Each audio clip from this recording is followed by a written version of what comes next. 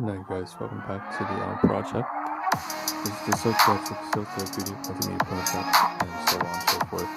This is going to be a self-10 override. I'm going to blunt out the music real fast. As the self-10 override has evolved, I believe this would be the 8th version, maybe the 8th iteration. And I'm going to skip the entire introduction and everything else in between. I'm not going to necessarily try that much. If you can't tell, I'm all chucked up and my voice is... I'm really yawning right now. Nothing really matters. Today I left the workplace and I finished what feels like the last bout I'm having against my lifelong desire to fight and overcome narcissism,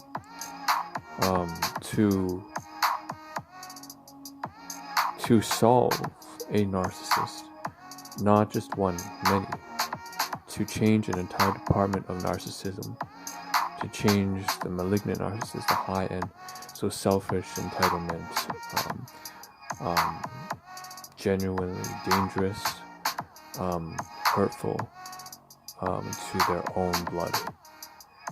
To be able to change someone and rehabilitate someone who could potentially be so damaging to so many people, and in fact a group of people who feed off each other, who are so dangerous to other people's well-being in terms of quality of life, from finance to residency to relationships to family and health and so on and so forth, overall fulfillment.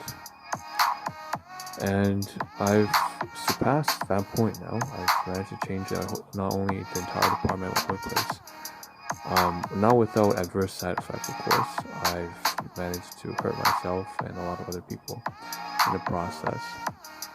So it's definitely not a clear win. If you even want to use the word win, it's inappropriate to describe it as a win-lose situation. It's very gray, as with most situations in life. So I fought off narcissism, and that's a very big thing. That's that's a dark tetrad: psychopathy, sociopathy, narcissism, and a new one, the tetrad, sadism. So these are 4 attributes that are descriptive of malice in our world, in the human world, all across the globe. It's a global, we've recognized, if you want to put normative terms and apply some sort of moral or ethical, these are attributes that should not be ideally that we would like to minimize, to mitigate, if not remove completely, which is impossible.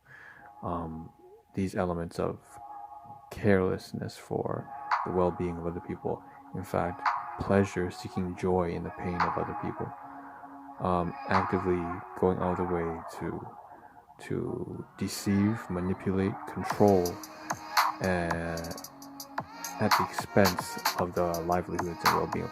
These are some really very dangerous and poisonous behaviors that are pervasive in individuals, groups of people, and overall at a macroscopic scale, society and demographics, countries, nations even. So clearly,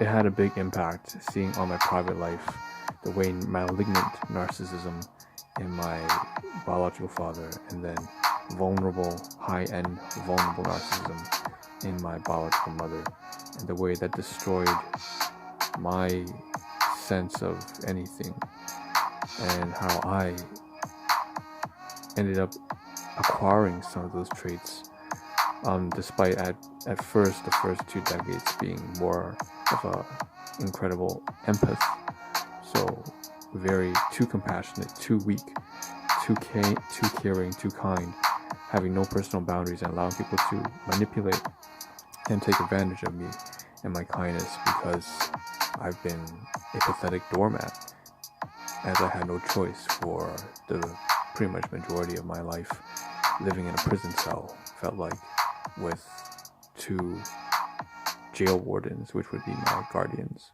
and caregivers, being shown hatred from the ones that who are supposed to love you. So overall, I would say, um, resolving narcissism within myself, within them. Later on in the years, as I entered the workplace, I entered a really bad environment where I did become a vulnerable narcissist. It's definitely not a good thing to become. Like, it's horrible. Like, it's disgusting. I looked in the mirror and I felt, how could I become the monster I so condemned? But it was inevitable. So I've been on both sides now, and I can nonchalantly say that I've been incredibly too caring and too nice, empathetic, sympathetic, compassionate person, and then I've also been the incredibly selfish, asshole-ish, prick, self-entitled, vulnerable narcissist. So it's like, it's incredible.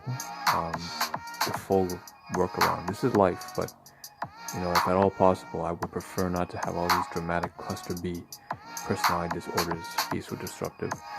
Now, obviously, that's my personal one. Of course, there's a huge depiction outside of me.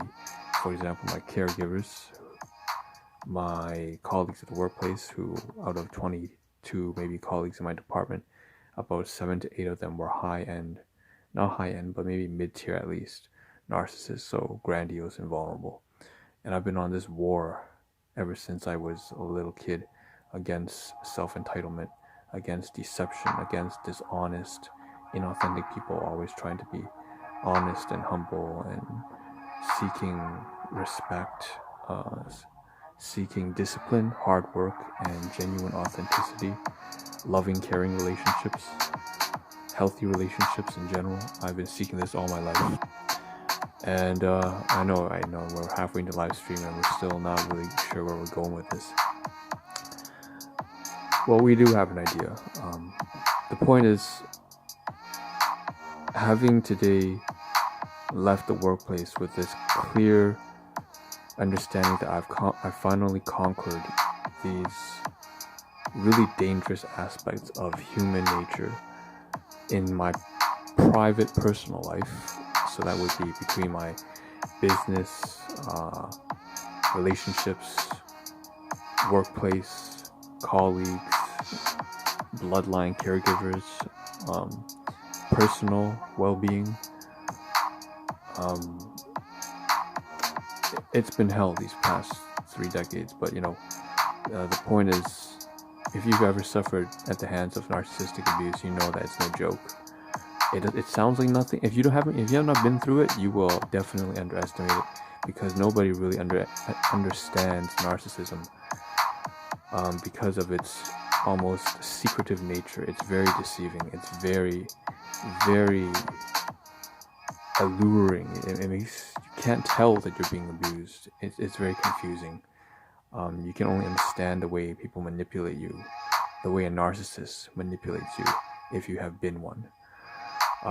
If you have been manipulated by one, sorry. So it's horrifying.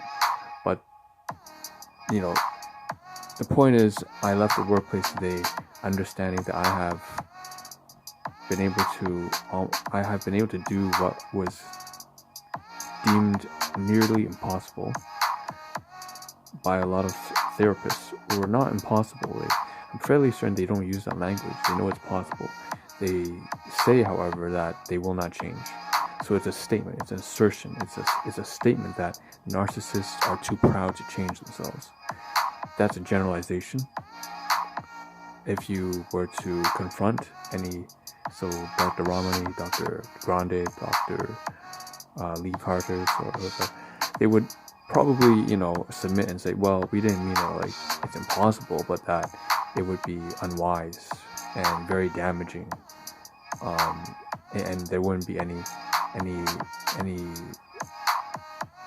It'd be hard to justify trying to change a narcissist, to resolve them into a normal human being, because of all the damage it would cause to you, and that would pour out to your circle of contacts. So, are you doing more damage?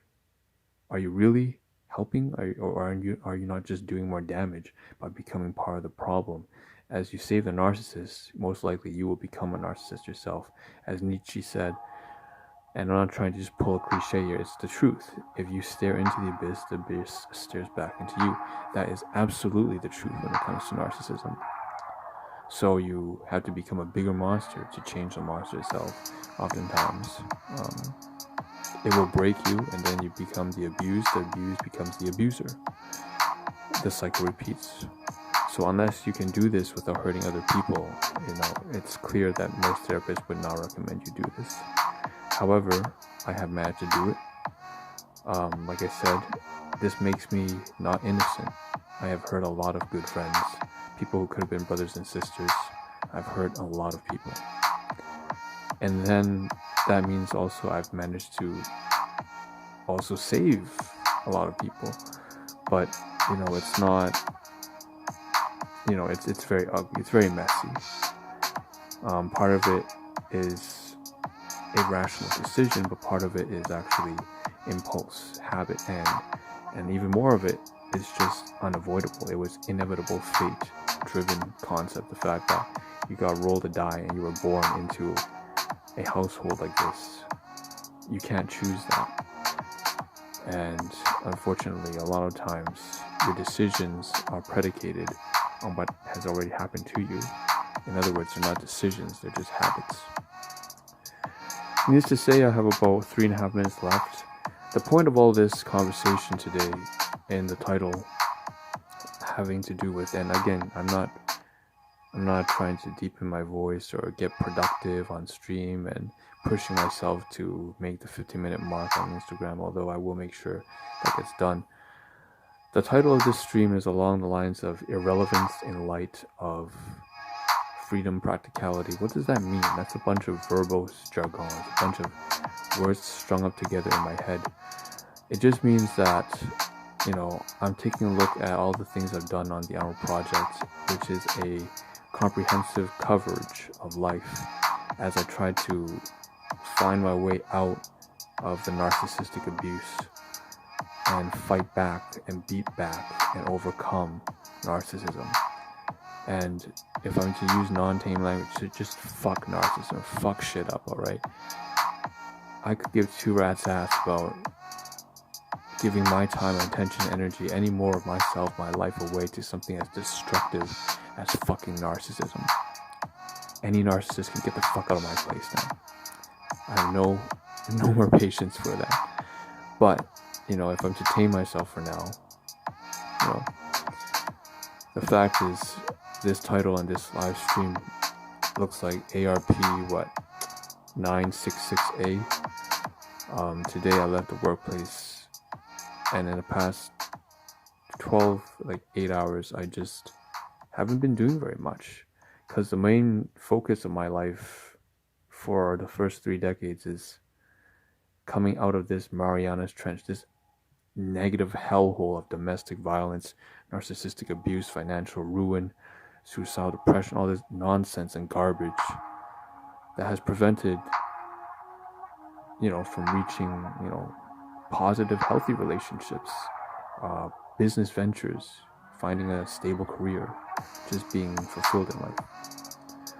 So, I guess the point is, in this live stream, I just want to say that Solve 10 right now is reaching another critical point where I just don't have to cover very much. I have only a minute left, and I'm going to say here,